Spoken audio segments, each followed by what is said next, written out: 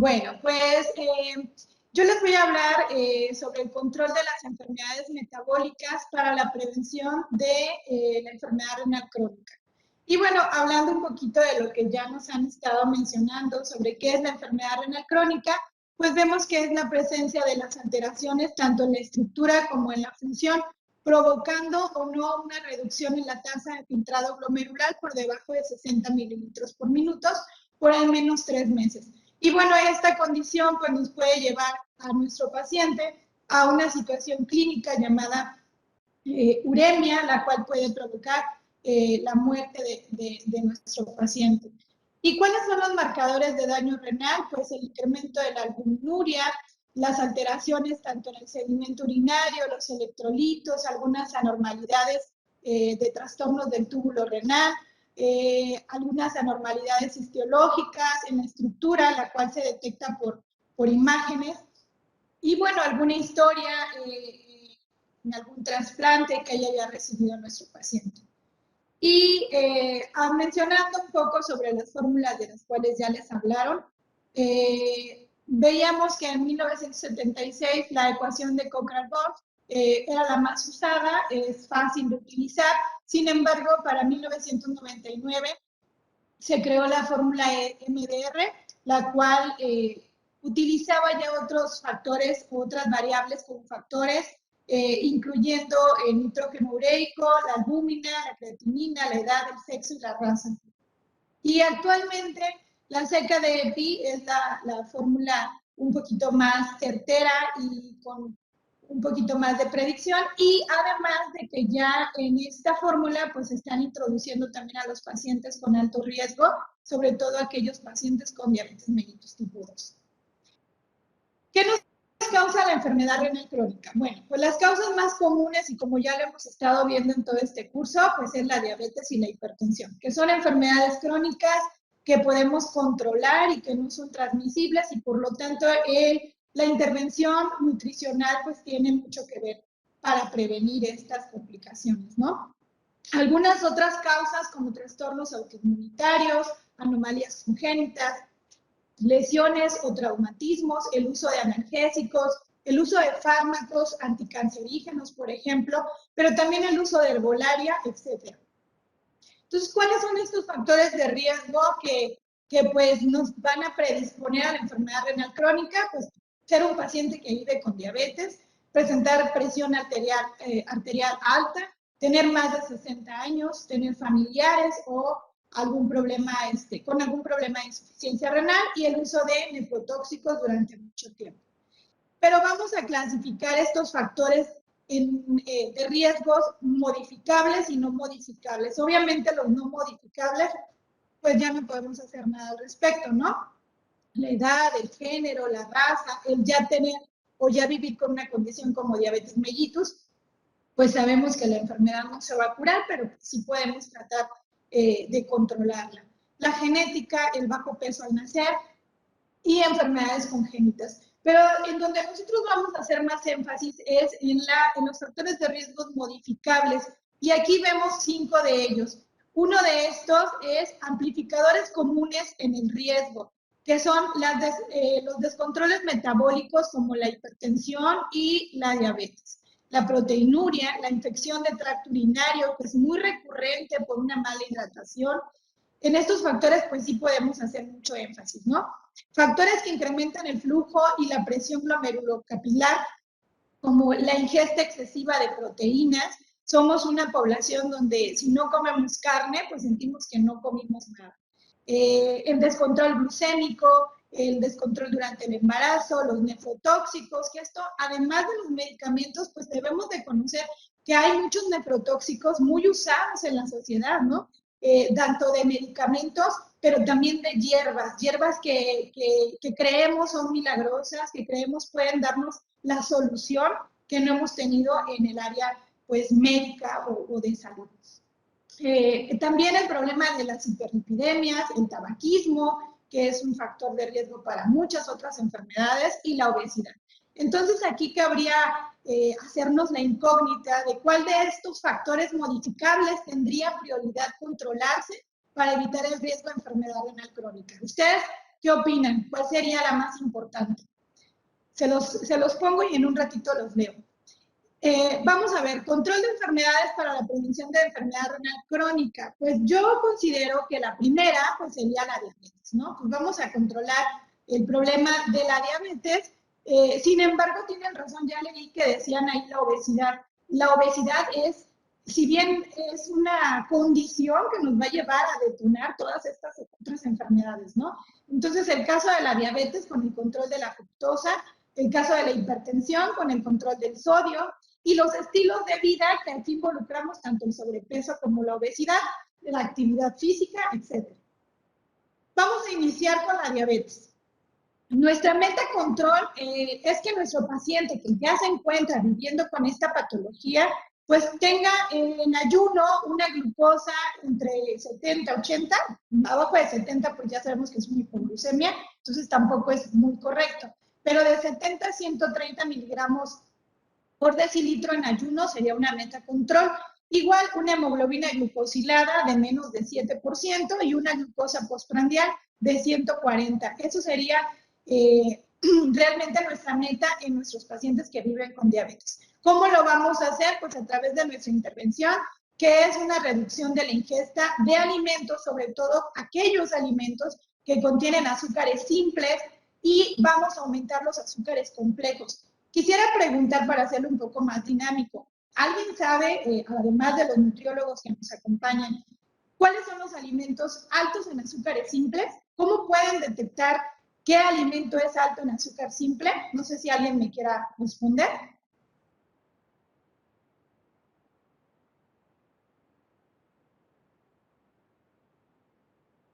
¿No hay nadie?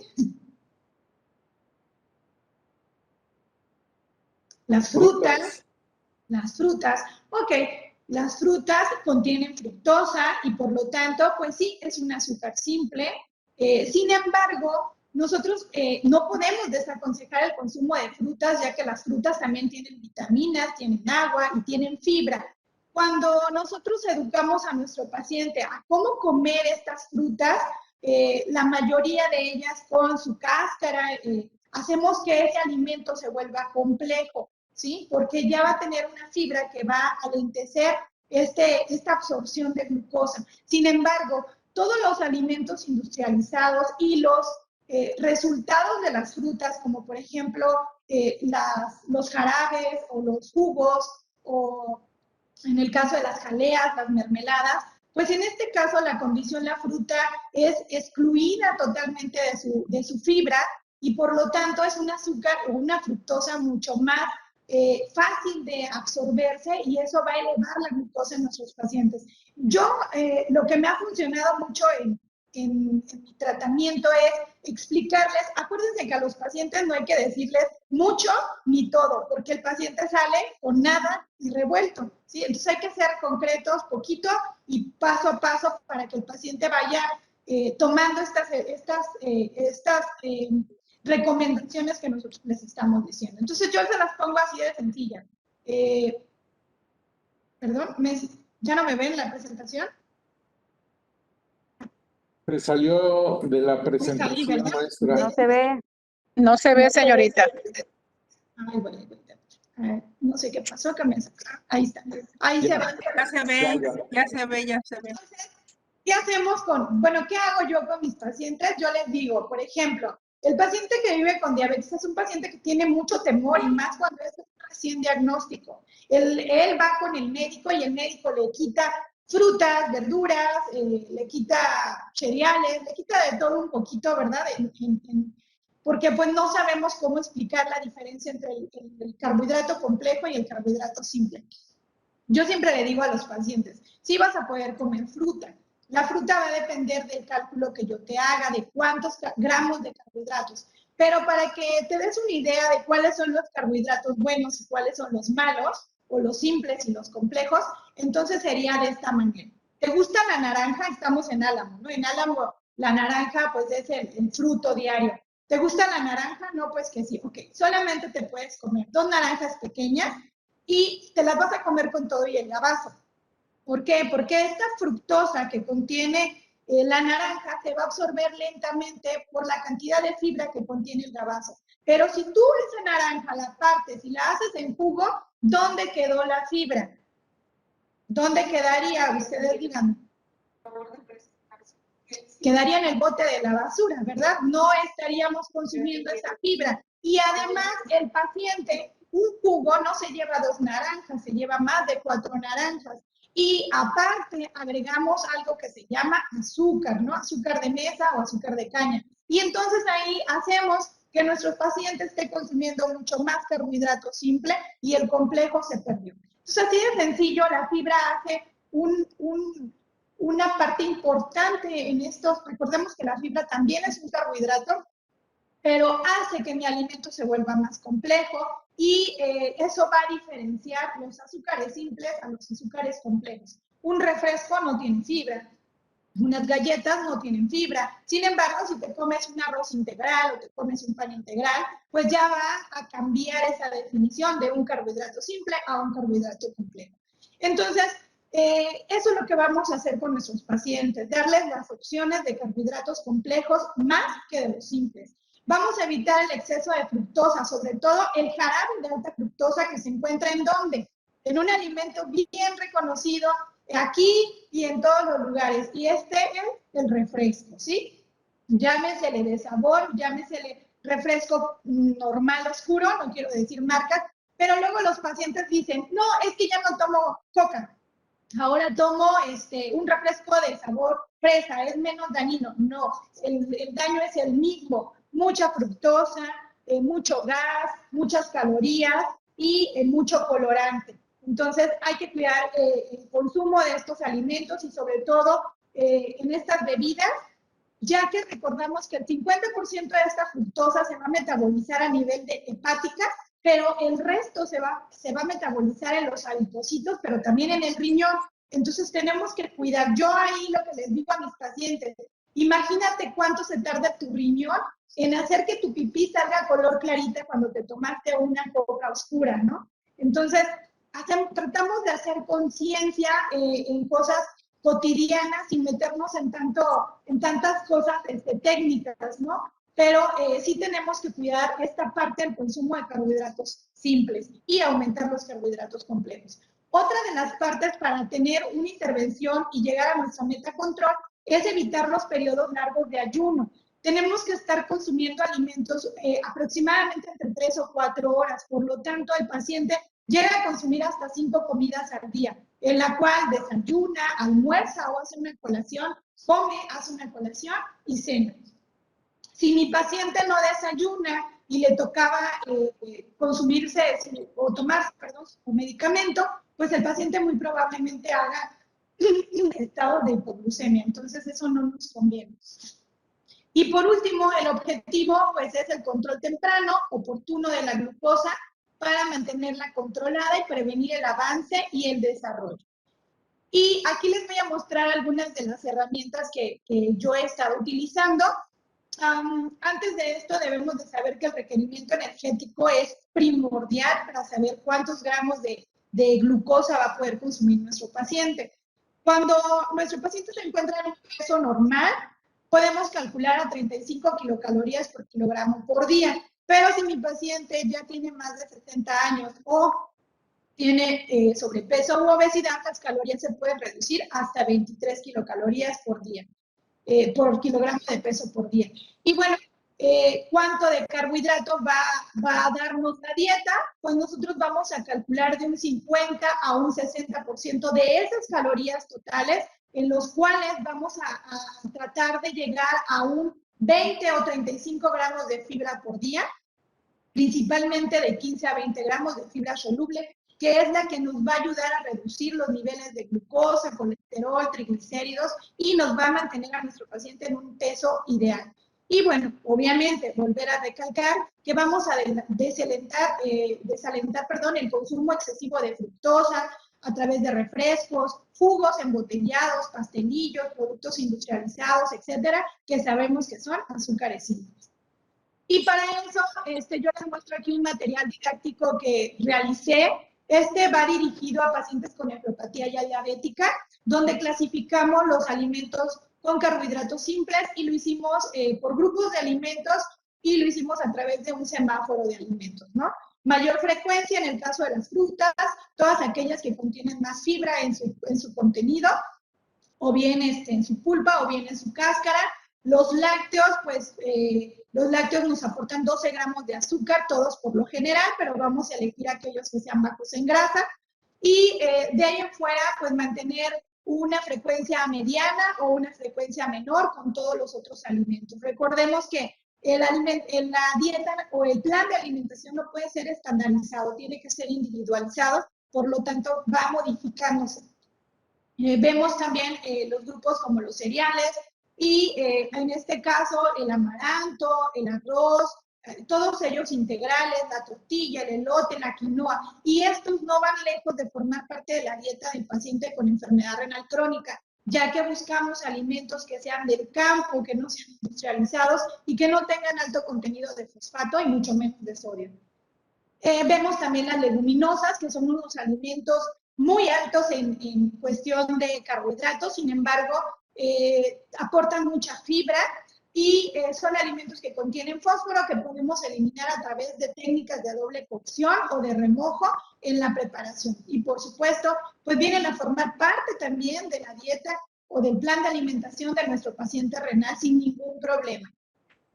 Y este es otro material que les quise presentar. Esta se llama ruleta del conteo de los carbohidratos. Este es un poquito más útil cuando el paciente utiliza insulina rápida y en esta encuentran todos los grupos de alimentos, las porciones recomendadas y sobre todo todos aquellos que contienen carbohidratos. Esto es importante porque muchas veces como médicos o como trabajadores de la salud simplemente le decimos al paciente no puede comer azúcar, o sea, deje de comer azúcar.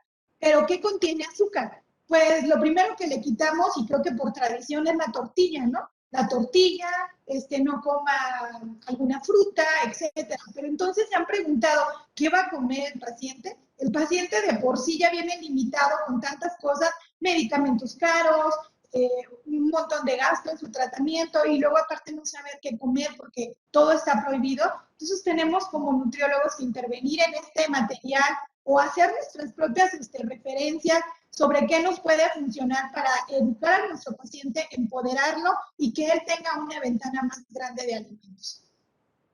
Otro de los materiales, y este es de suma importancia, es el diario de control. En este diario de control, el paciente debe de agregar sus glucosas post y preprandiales, y también podemos incluir el recordatorio de 24 horas o de 72 horas para llevar una historia de alimentos mucho más precisa y poder hacer nuestra intervención más acorde y ajustada a lo que él está consumiendo. En las primeras presentaciones de doctor Harold, algo así me parece, él hablaba sobre la valoración de los pies. Esto también es algo muy importante. Yo les quise incluir la valoración o el formato que yo tengo de valoración. Esto es bien importante porque nunca lo hacemos, casi nunca revisamos los pies de nuestros pacientes. Sin embargo, ¿cómo podemos recomendar una actividad física si no sabemos cómo se encuentran los pies de nuestros pacientes? Recordemos que una de las mayores complicaciones es el pie diabético. En esta exploración consta de 5 pasos. En la primera es un interrogatorio al paciente, si ha tenido alguna úlcera, si fuma, si siente ardor, comezón, hormigueo, etcétera. También viene la valoración dermatológica, si ven onicomicosis, si ven algún tipo de malformación en el pie. Viene la valoración musculoesquelética, lo que les decía, si tienen pie de garra, si tiene alguna anomalía en la estructura.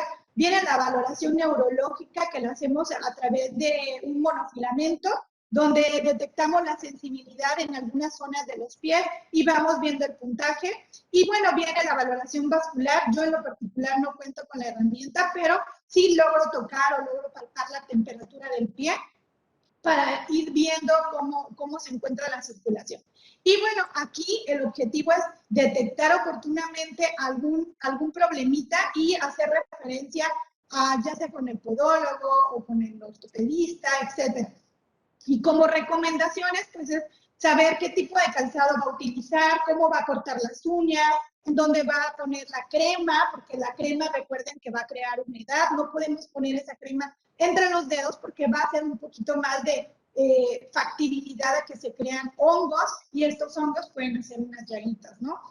¿Dónde vamos a poner el talco? El talco solamente va por la parte de abajo, no puede ir por la parte de arriba, ya que puede provocar más resequedad en la piel de mi paciente y eso nos puede llevar a un riesgo. El tipo de calzado lo hacemos a través de una plantilla para que el paciente tenga más espacio y sus dedos no se vean presionados, no se vean machucados y eso no provoque un callito que nos pueda llevar a una complicación. Y bueno, es un tema un poquito más extenso, pero lo quise presentar porque lo escuché en las pláticas anteriores y lo agregué aquí para darnos una idea de cómo podemos valorar esto en nuestros pacientes.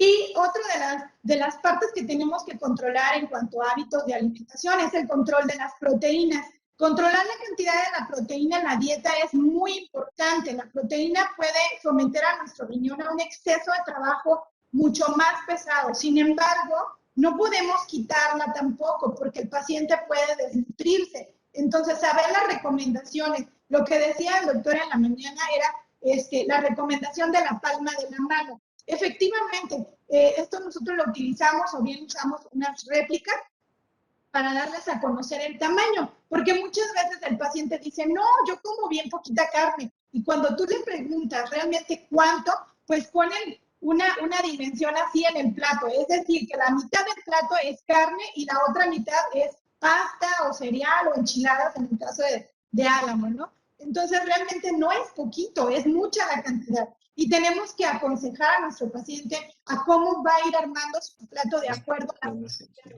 No es malo que coma carne, pero sí que se pase de la porción indicada a sus condiciones. Vuelvo a lo mismo, va a depender mucho si hace ejercicio, si camina, si no camina, si está alto, si está bajito, si tiene obesidad o no tiene, o si tiene alguna comorbilidad, ¿no? Adoptar el consumo de proteínas, ¿a cuánto?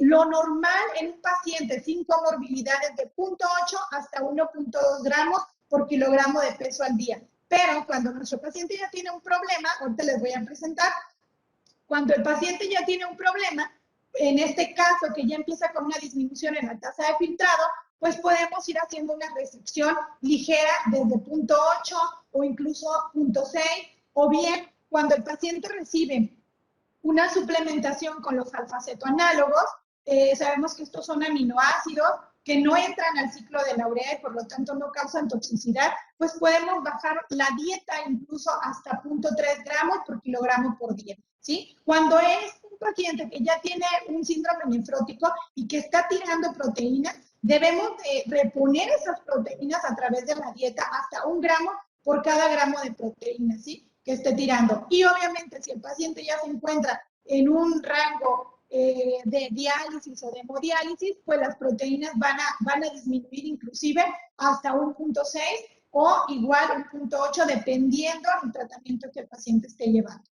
Y bueno, ¿qué vamos a evitar de las carnes? Pues vamos a evitar todas las carnes procesadas, las carnes con grasa visible, todas las condiciones ahumadas, sazonadas con alto contenido de sodio. Vamos a quitar todas las carnes enlatadas, vamos a quitar todos los embutidos, salchicha, jamón, etcétera. El uso de mariscos, pues son alimentos altos en sodio y también tenemos que controlarlos, ¿no? Entonces ahí les hablaba de las porciones, más o menos una porción es de 30 a 100 gramos, lo que se recomienda. Y solamente vamos a cuidar también que el paciente no utilice técnicas de preparaciones donde pues esa proteína la está echando a perder, ¿no?, por así decirlo. Alimentos fritos, capeados o empanizados pues no son la mejor opción. Entonces tenemos que darles otras opciones en preparación, como por ejemplo empapelados, asados, estofados, al horno, etc. Y hablando de los lípidos, que también forman parte del control, tanto en pacientes con hipertensión, con diabetes, con obesidad, inclusive nosotros mismos sin comorbilidades, pues debemos de cuidar este aporte en los lípidos, ¿no? ¿Cuánto podemos consumir de lípidos? Más o menos del 25 al 30% de las calorías totales. de las cuales menos del 200%, menos de 200 miligramos deben de ser colesterol.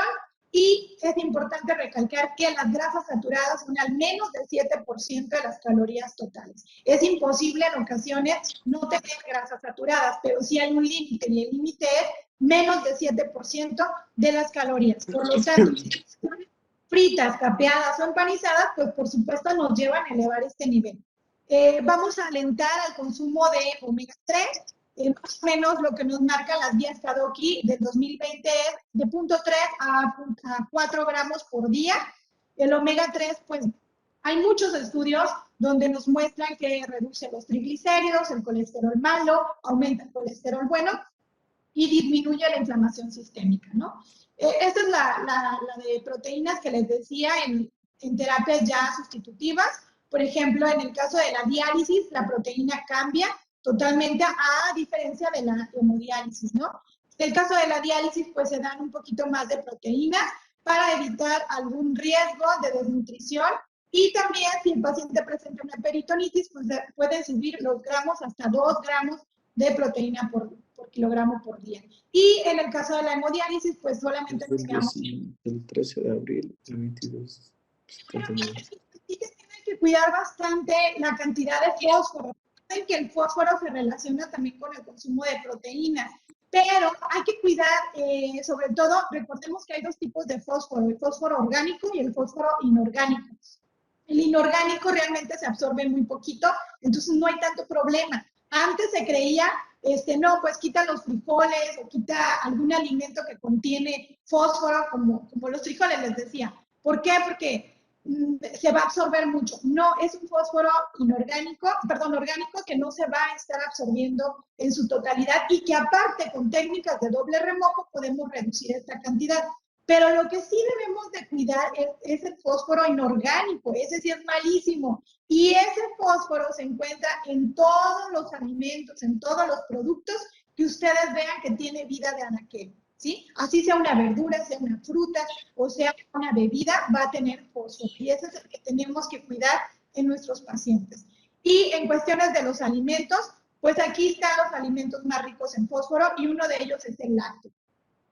Por eso tenemos que cuidar el consumo de lácteos en nuestros pacientes. Ahí no hay manera de quitar ese fósforo, a diferencia de las leguminosas, ¿no? Que ahí sí podemos eliminarlas a través de la cocción o del remojo. Pero en el caso de los lácteos, pues no existe. Sin embargo, esta restricción solamente es cuando el paciente tiene niveles altos de fósforo. Antes no podemos hacer esa restricción sin que el paciente lo amerite. Por eso volvemos a recalcar que todo va a depender de las condiciones del paciente.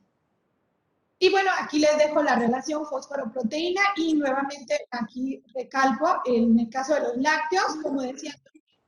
¿Otras referencias? Los quesos maduros son los más altos en fósforo, ¿no? Y en el caso de los lácteos, vemos que están las claras de huevo, que son bajitas, entonces podemos manejarlas sin ningún problema, las carnes blancas, los pescados y las leguminosas. Pero el lácteo es el único al que no podemos reducirle el fósforo. Y bueno, el control de la hipertensión. ¿Perdón? Doctor Marco Antonio, ¿tiene alguna pregunta? Si no, le pedimos que silencie su micrófono, por favor. Adelante, maestra. Ok, gracias. En cuestión de la hipertensión, bueno, pues las cifras control, menos de 140/90 hasta 130/80, en personas que viven con diabetes o con algún factor de riesgo metabólico. En la intervención, pues aquí vamos a hacer una intervención moderando, reduciendo el consumo de sal, de 5 gramos hasta 3 gramos, a través de una dieta saludable, ya decíamos las grasas, menos del 7% de grasas saturadas, y con la suplementación o con el uso dietético del omega 3. Las evidencias nos marcan que la dieta DASH y la dieta mediterránea son las que han tenido mucho mejor evidencia en el tratamiento de pacientes con hipertensión. El objetivo es disminuir la posibilidad de un desarrollo de daño renal o, cuando ya se encuentre desalentar o alentizar lo que es el avance, ¿sí? Y aquí viene la evidencia. ¿Qué nos dice la evidencia en cuanto a la dieta mediterránea? Pues vean, una dieta alta en proteína vegetal versus carnes o pescados, pues va a tener mayor control, sobre todo en los pacientes que ya tienen una enfermedad renal o incluso los que no hemos tenido todavía una enfermedad renal, pues hay mayor beneficio cardioprotector en cuanto al sistema cardiovascular, hay menos carga de fósforo y menos, bueno, aquí ya yo les agregué el de riesgo al cáncer, pero también hay menos carga al riñón.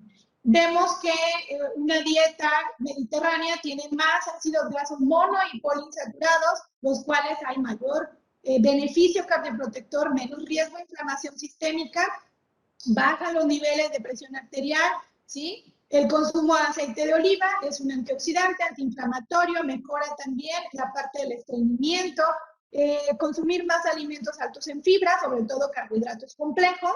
Esto va a ayudar también a mejorar los niveles séricos de lípidos, menos riesgos cardiovascular, menos mortalidad por enfermedad renal crónica y menos toxinas urémicas. Recuerden que las toxinas urémicas a nivel intestino, provocada por una disbiosis intestinal, realmente también es un factor de riesgo. Por lo tanto, pues la intervención dietética con fibra y con algunos llamados probióticos, pues nos van a ayudar muchísimo, ¿sí? El consumo de alimentos con bajo índice glucémico van a ayudar a mejorar el estrés oxidativo, van a mejorar el índice glucémico y obviamente pues la resistencia a la insulina y la obesidad sobre todo. Y pues alentar a los pacientes el consumo de alimentos bajos en sodio, potasio y fósforo cuando ya se tenga un daño renal o bien cuando se tenga una hipertensión descontrolada, pues checar el consumo de sodio. ¿Y cómo vamos a checar el consumo de sodio? Pues a través, en los pacientes, ellos van a detectar, bueno, come sal y ellos van a decir sí o no, pero ellos van a ignorar que hay muchos productos que son altos en sodio, ¿sí? Y no saben hacerlo porque no saben leer etiquetas. Entonces, uno de los métodos o de las herramientas como nutriólogos, pues es enseñar a nuestros pacientes a leer las etiquetas y a respetar los sellitos que se han puesto hoy en día en algunos alimentos, pues nos van a ayudar muchísimo. Y así como en grande resumen express, un gramo de sal equivale a 400 miligramos de sodio. Entonces, hay muchos alimentos que no nos saben salados, sin embargo, tienen mucho sodio. Entonces, hay que cuidar y hay que alentar a que el paciente sea muy objetivo y muy observador en cuanto a la lectura de estos alimentos. Aquí yo les traje una imagen de una etiqueta de un alimento. Ahorita vamos a ver qué alimento es. Quisiera que detectaran cuándo podemos ver que el alimento es alto en sodio.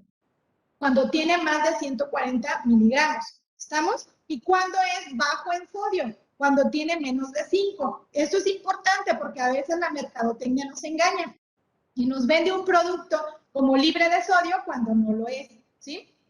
Entonces, aquí vamos a detectar este alimento. Algo que debemos enseñar al paciente es que tiene que ver el tamaño de la porción en su producto o en su etiqueta. Por ejemplo, este es un alimento que dice tamaño de la porción, una taza. Porciones por paquete, 2. Entonces quiere decir que todo este contenido nutricional es por 1. Pero si yo me como todo el paquete vale por 2. Por lo tanto, no son solamente 470 miligramos de sodio. Eso es por una ración. Pero este paquete tiene 2. Si yo me como todo el paquete, me estoy comiendo esos 470 por 2. ¿Estamos de acuerdo ahí? Entonces, vamos a ver. Pregunta. ¿Este es un alimento alto en sodio o no es un alimento alto en sodio? ¿Ustedes qué me dirían?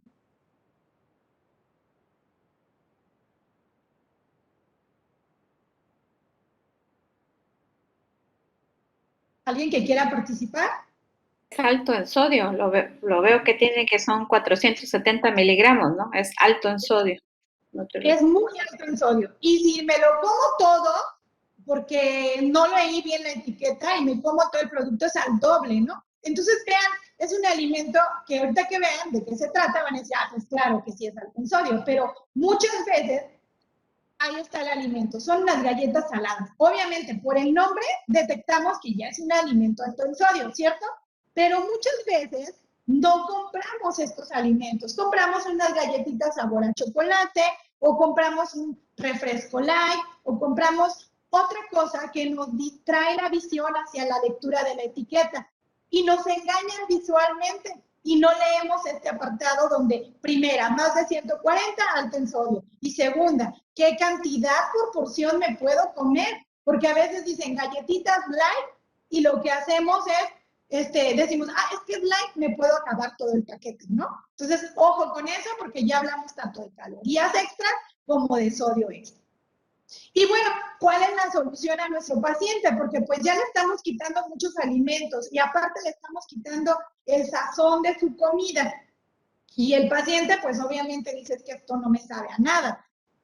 Nosotros aquí, bueno, yo les quise traer el material que yo utilizo, son unas tarjetitas que hice donde ponemos los sazonadores naturales. Sazonadores libres de sal y que podemos usar sin ningún prejuicio, libres de calorías, cebollas, jugo de limón, chile y pimienta. Estos son algunos de ellos y son libres, pero también tenemos alimentos que por su composición va a haber sazonadores que nos van a potencializar este sabor y en estos los quise dividir por tipos de carnes o por tipo de productos. Por ejemplo, la res o la ternera, el ajo, la albahaca, la canela, la cebolla, el eneldo, el perejil, el orégano, van a potencializar el sabor sin necesidad de poner 1 gramo de sodio.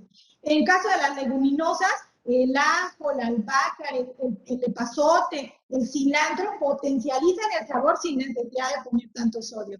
Y en el caso de las carnes blancas, por ejemplo, el eneldo, el jengibre, el perejil, el romero, el tomillo. Y en el caso de las carnes de puerco, que son un poquito más fuertes, pues utilizamos sazonadores más o hierbas de olor más fuertes, ¿no? Como por ejemplo la cebolla, la canela, la mejorana, la pimienta también, que podemos hacer uso de ellos. Obviamente, cuando el paciente tiene algún factor gástrico o una condición gástrica, ahí ya estamos hablando de otros asuntos y a lo mejor habría que modificar alguno de ellos. Pero estas son algunas de las herramientas que podemos darle a nuestro paciente cuando le decimos no va a ponerle sal a su comida. Porque ellos se van, no le voy a poner sal, pero entonces, ¿qué le voy a poner? No me sabe a nada, ¿no? Entonces, esta sería una buena técnica. Y en cuanto a los fármacos, pues aquí ya les han estado hablando de los antiinflamatorios no esteroideos.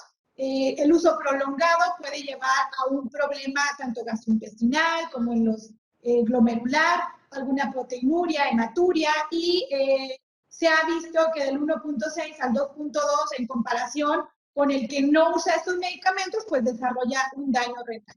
Pero yo me quiero meter aquí no a tanto a los medicamentos, sino al uso de la herbolaria.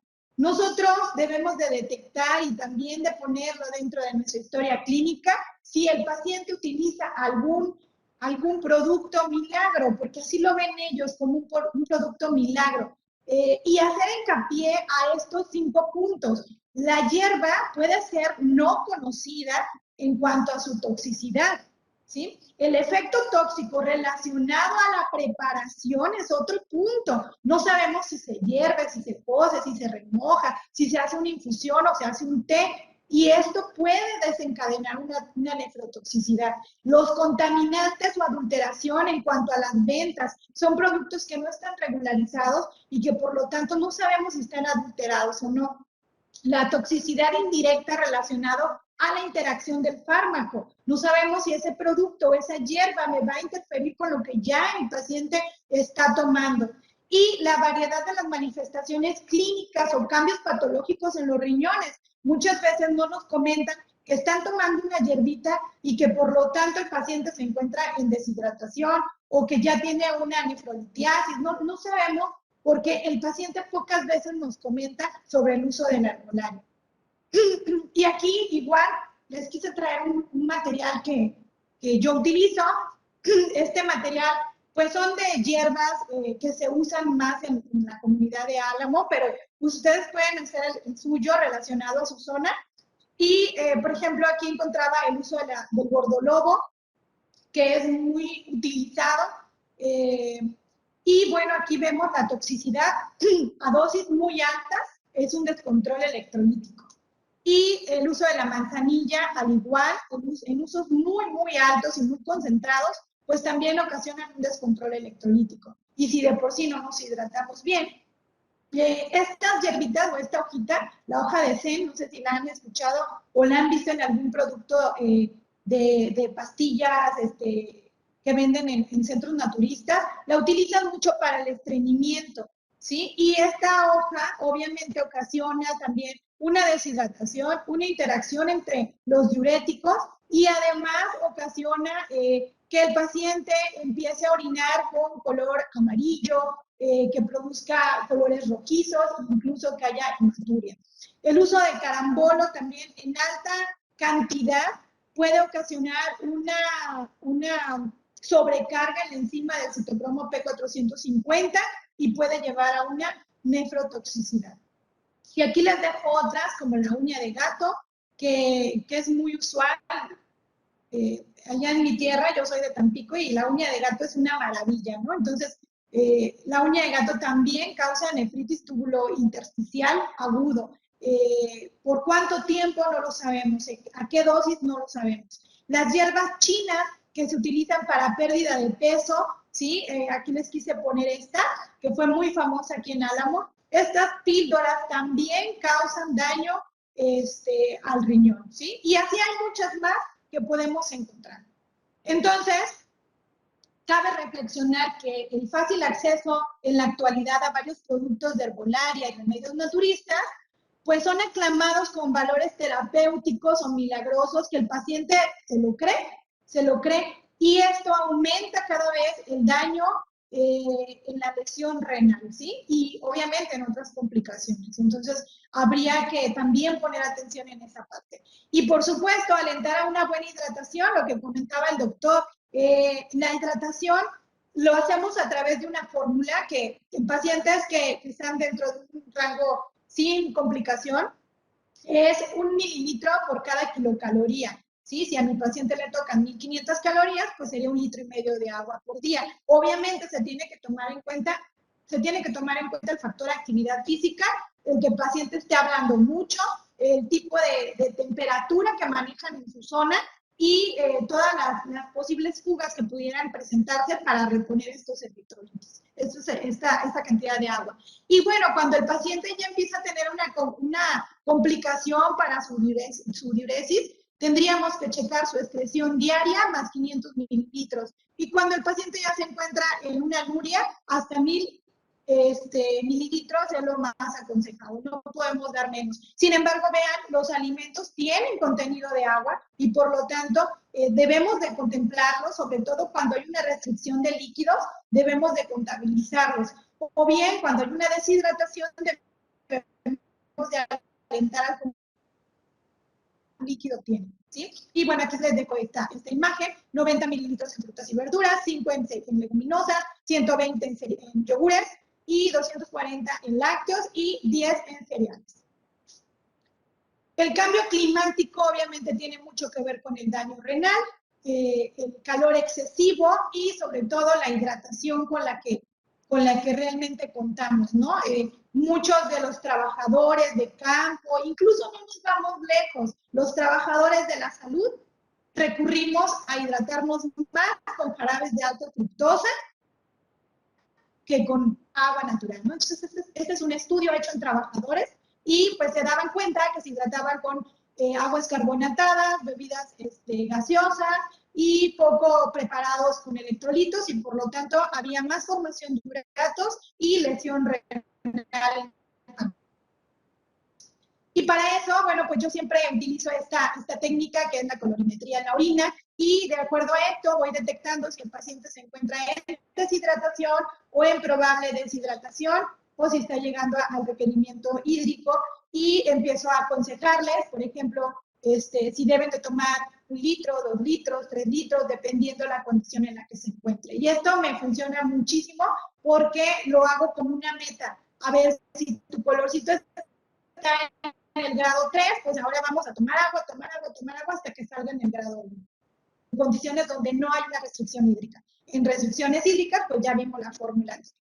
La actividad física, lo más aconsejado en la actividad física es, sobre todo en pacientes diabéticos, tomando en cuenta cómo se encuentra su pie, ¿sí? Y cómo se encuentra si hay una neuropatía o no, o sus glucosas, porque también recordemos que pues, el exceso de ejercicio nos puede llevar a presentar una hipoglucemia. Y para eso también debemos de estar preparados en la educación nutricional, cómo va a reparar esa hipoglucemia a nuestro paciente, ¿sí? Ahí utilizamos una técnica 15x15. Damos 15 gramos de carbohidrato simple, esperamos 15 minutos y volvemos a tomar la glucosa. Cuando es una hipoglucemia muy leve, el paciente se recupera. Cuando son hipoglucemias ya muy severas, pues tenemos que mandarlo al hospital. Y entonces aquí las actividades más recomendadas son las de bajo impacto, las cardioprotectoras, andar a paso ligero, bailar, nadar, ciclismo. El practicar ejercicio pues va a ayudar a aumentar la calidad de vida, va a mejorar la circulación, el estado físico en general, el autoestima también, y va a mejorar la resistencia a la insulina y va a mejorar la circulación. Todo se debe de adaptar a la edad y a la condición metabólica de nuestro paciente. No se deben de utilizar fuerzas intensas que ameriten un aumento en la presión arterial, que pues sale contraproducente. ¿Sí? Y aquí les dejo una de las fotos de este grupo que me gustó mucho cuando participamos, Medicina Interna y Nutrición, con pacientes con enfermedades de todas, ¿sí? Y los poníamos a hacer ejercicio aeróbico y la verdad se vio mucha mejoría en estos pacientes, aún y sin el medicamento, aún y con todas las áreas de oportunidad por mejorar, el paciente mejoraba mucho. Y como conclusión, pues los estilos de vida saludable, las 8 reglas de oro: comer bien, tomar el nivel o el control de nuestra glucosa, control de la presión arterial, mantenernos hidratados, no fumar, no automedicarnos, ni tampoco tomar hierbas milagro, estar checando constantemente cómo se encuentra nuestra función renal y mantenernos activos.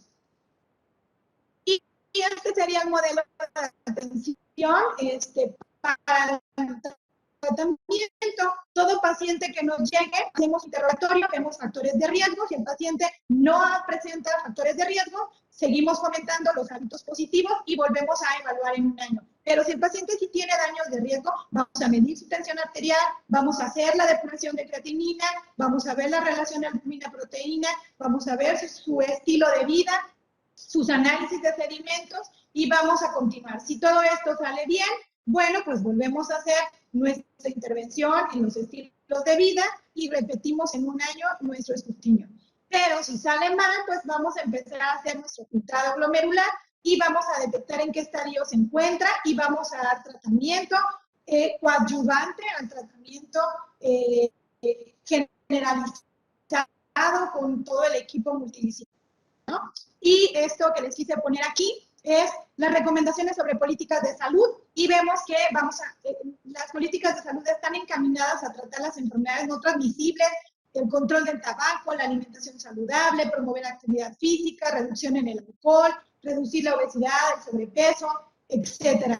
Y aquí les quise agregar este estudio donde se analizaron pacientes con diabetes mellitus y el tratamiento para alcanzar una meta control como atención de primer nivel, ¿sí? Para no desarrollar enfermedad renal crónica. Vimos pacientes que tenían enfermedad y pacientes que no tenían enfermedad. Sin embargo, vean, no hubo muchos cambios en los estilos de vida. No todos mejoraron su presión arterial, se encontraban por debajo de la media, no todos bajaron de peso, no todos dejaron de fumar, realmente no hubo mucho cambio. Y entonces esto me lleva a reflexionar lo siguiente.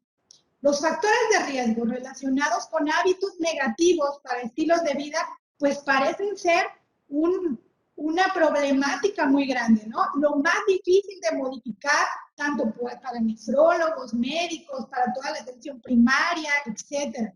Entonces, tenemos que hacer un trabajo multidisciplinario y tenemos que buscar las herramientas para empoderar a nuestros pacientes y realmente lograr un cambio, porque solo eso nos va a llevar a la prevención, al cuidado y sobre todo al poco avance de esta enfermedad renal crónica.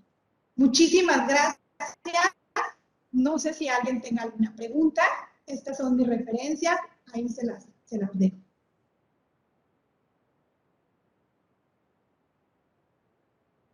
Buenos días, licenciada.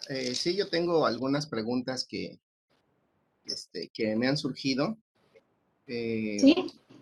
La primera era sobre la herbolaria nefrotóxica, que ya nos mostró las imágenes. La verdad es que qué bueno que nos comenta esto. En lo particular, es la primera vez que escucho en la Secretaría que nos hablen sobre esta situación, ¿no?, de la herbolaria. Entonces, me quedo así como que con la tarea de estudiar un poquito más sobre esa situación. Las otras tienen que ver, por ejemplo, cuando hablaba de las frutas y decía que había frutas que algunas se podían dar con mayor, menor o mediana frecuencia. Específicamente, ¿a qué se refiere cuando dice mayor, menor y mediana? Esa sería una pregunta. La otra sería que nos habló mucho sobre la doble cocción y nos habló mucho sobre el remojo, pero en general, si nos podría explicar bien en qué consiste la técnica del remojo y la de la doble cocción. Porque la verdad es que sí sería muy, muy importante. La otra cosa que me llamó la atención fue lo que mencionaba de los pescados de agua dulce. Decía que, por ejemplo, la mojarra y demás. Aquí se nos complica a los que vivimos en esta zona. Yo vivo en Agua Dulce y comentaba del clima. Aquí tenemos dos climas, calor y humedad, y más calor y más humedad, ¿no? Y estamos cerca del río, entonces un gran porcentaje de la alimentación tiene que ver con eso, con pescados. Hay mar y hay río, pero un gran porcentaje definitivamente es con pescados, ¿no? Y desafortunadamente, pues nuestros pacientes comen lo poquito que pueden. Ellos mismos nos lo dicen. Yo voy al día, como lo que puedo, doc, y cuando puedo cuidarme, me cuido, y cuando no, la verdad es que no se puede. Y la verdad es que también nosotros, y digo esto con la plena conciencia de que estamos con gente de casa, de que muchas veces igual nosotros hacemos medicina basada en existencia, ¿no? Vamos a la farmacia y ¿qué hay? No, pues hay metformina, pues dale metformina. No, no hay metformina, solo hay glibenclamida, pues dásela porque es lo único que va a poder tomar el paciente, ¿no? Entonces, en base a eso, sí me gustaría que nos comentara sobre esas situaciones. Y la otra, porque la dieta mediterránea sí ya la había escuchado, pero la dieta DASH, la verdad es que no sé si ya la escuché y no la ubico. ¿Cuál sería la dieta DASH? ¿Y qué nos podría decir? Porque últimamente he escuchado mucho, pero nada en concreto sobre la dieta de mesoamericana. Entonces, no sé si tenga algún conocimiento sobre eso. Y por cierto, excelente ponencia. Gracias. Gracias. Ok, doctor. Bueno, hablando sobre el material didáctico de las frutas con mayor frecuencia, menor frecuencia o poca frecuencia. Este fue un material didáctico que realicé llamado el semáforo de los carbohidratos simples. Se relaciona a qué tan frecuente de acuerdo a si es simple o si es complejo, ¿sí? Por ejemplo, este se utiliza mucho en pacientes renales, pero que viven con diabetes. Entonces, esos pacientes, pues hay que controlar la cantidad de carbohidrato simple y darles más carbohidrato complejo. Y están clasificados de acuerdo a eso. A lo que es simple, por ejemplo, si nos vamos a los menos frecuentes, son aquellos de carbohidrato simple que se absorben rapidísimo y por lo tanto rápidamente te van a elevar la glucosa en sangre, ¿no? ¿En dónde podemos dar estos alimentos? Pues en pacientes, por ejemplo, que tengan menos de 70%, menos de 70 de glucosa, en estado hipoglucemia, ahí podríamos utilizar estas frutas y a utilizar la técnica 15 por 15, que era lo que mencionaba hace un momento.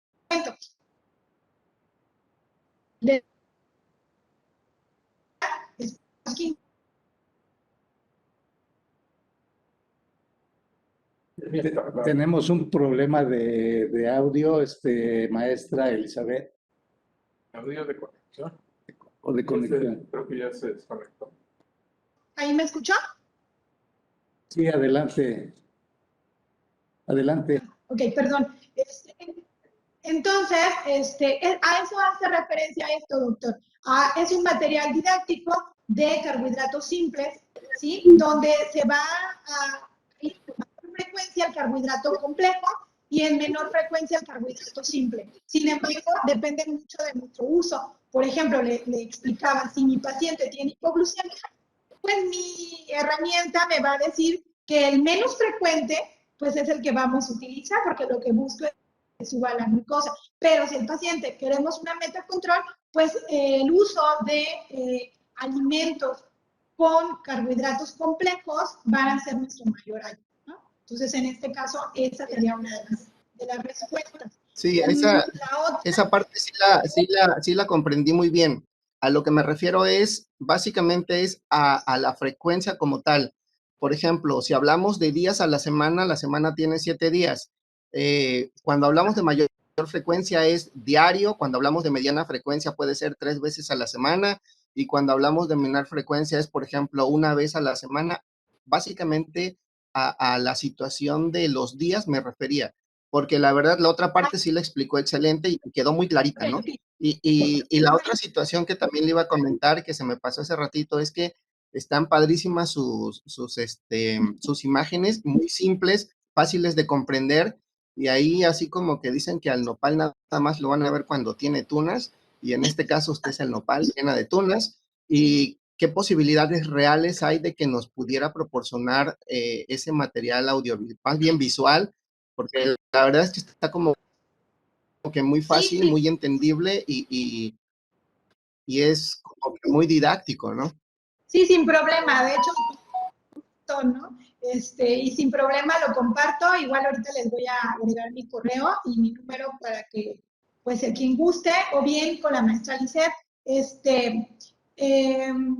Sí, aquí a mayor frecuencia se refiere por semana, a lo mejor 3 veces a la semana. Sin embargo, nosotros como nutriólogos nos cuesta un poquito de trabajo, como a diferencia de los médicos, decir mayor frecuencia 2 veces paracetamol a la semana. En el caso de nosotros los nutriólogos nos cuesta trabajo porque va a depender mucho de cuántas calorías te toquen, ¿no? Por ejemplo, si a mi paciente le tocan 2,000 calorías, tal vez el consumo pueden ser 3, pero si le tocan solo 1,500, tal vez el consumo solo sea 1 o 2. Entonces, a eso me refiero con mayor problema en poner un número y estandarizar. Sin embargo, lo que sí se puede hacer como referencia es, estos son los alimentos a los que más prioridad le tendrías que dar, ¿no? Pero en cuestión de cantidad, ahí sería individualizado, de acuerdo a tus calorías y de acuerdo a tus rangos de glucosa, es como los vamos a dejar. Pero más o menos los números que usted manejaba, de 1, poco frecuente, 2, mediana frecuencia, y más de 3, mayor frecuencia, podría ser viable. Otra de las preguntas que tenía, creo que era de pescado, ¿no? Yo aquí les voy a decir lo que en mi experiencia. Yo, les repito, vengo de la ciudad de Tamaulipas. Mis papás son pescadores, así es que el pescado es el pan de todos los días, ¿sí? Allá se come mucho pescado. Y eso es lo que tenemos. Y con eso tenemos que sobrevivir. Sin embargo, llego a Álamo y Álamo es la ciudad de la masa. Aquí la masa se come a diestra y siniestra. Y eso, o sea, que le digamos nosotros a un paciente, no puedes comer masa, no puedes comer tortilla, imagínense, si de por sí el paciente viene deprimido por el diagnóstico y preocupado porque no tiene dinero, y que yo todavía le diga, tienes que comer pescado, tienes que comer salmón. Entonces, no, aquí se individualiza, y hay una dieta en específico que nos puede servir de mucho, y es la dieta de la milpa. La dieta de la milpa nos remota a tiempos pasados con alimentos del campo, que eso se da donde quiera, ¿sí? Del maíz es la base, el nopal, el amaranto, o sea, y son cosas de fácil acceso. Pero ya llegarnos a que tienes que comer un pescado, o sea, sí, qué bueno, gracias a Dios, ahí donde usted está, hay pescado, pues hay que aprovecharlo, hay que aprovecharlo. Sin embargo, bueno, también ver las técnicas de preparación, y ahí entramos a su tercer pregunta. La técnica de preparación, no frito, no capeado, no empanizado, y entonces el paciente dice, ay, entonces, ¿cómo me como el pescado si yo siempre me los como fritos, ¿no? O en postas.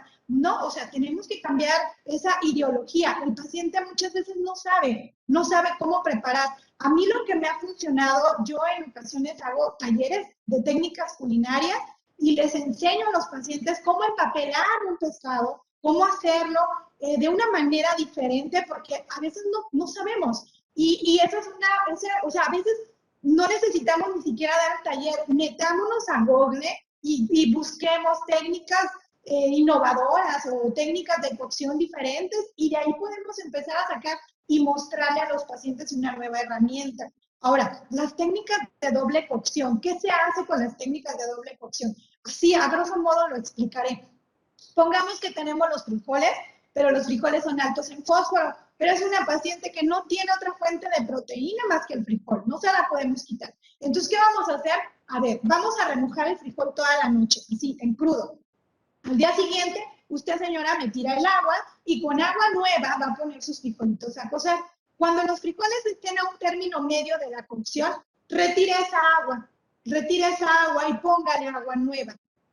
Si puede repetir esto 2 veces, perfecto. Si lo hace una sola vez, vamos iniciando, vamos poco a poco. Y eso va a hacer una gran diferencia en la cantidad tanto de fósforo y en la inflamación que causan los frijoles, este gas, también va a lograrse disminuir durante el remojo de toda la noche, ¿no? Y así en diferentes alimentos, las verduras se ponen a remojar, es 1 litro por cada, por ejemplo, si utilizamos 1 kilo de tomates, pues se pone 1 litro de agua aproximadamente, o si vemos que los tomates son de consistencia muy grande, pues se puede poner un poquito más, se dejan remojando, o bien se usan técnicas de refrigeración, a lo mejor pico el mango, pico la naranja, que es alta en potasio, la meto al congelador, después la descongelo y la utilizo, y con esto ya logré eliminar, con técnicas de picado y con técnicas de congelación, ¿sí?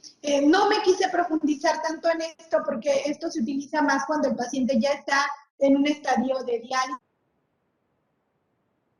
o prediálisis. Estadios son 5, que el fósforo y el potasio están muy descontrolados. Pero es importante saberlo y saber que estas herramientas existen y que como nutriólogo no nada más es hacer un plan de alimentación y darlo, es enseñarle al paciente cómo lo va a llevar a cabo, porque esto es empoderamiento al paciente y nos ayuda más al apego al tratamiento. No recuerdo si hay otra pregunta, creo que eran todas.